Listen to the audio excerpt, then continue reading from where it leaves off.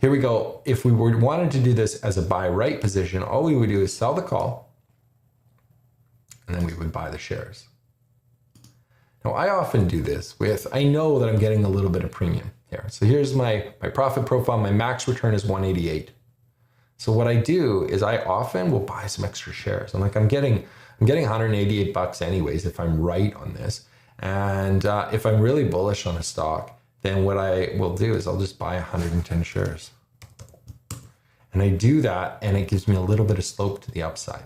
So now I'm taking a little more risk. I've got some theta decay on the bulk of my position, and I have 10 shares that I could run up and make some decent money rather than having just capped profit. So if, say, NVIDIA was to run up to 140, I actually make 300 bucks on this. Now I've also increased the downside risk as well. So there's another thing we could do is we could actually sell less. We could sell a call, and you can't do this in all accounts, but you could actually sell on a not a fully covered position.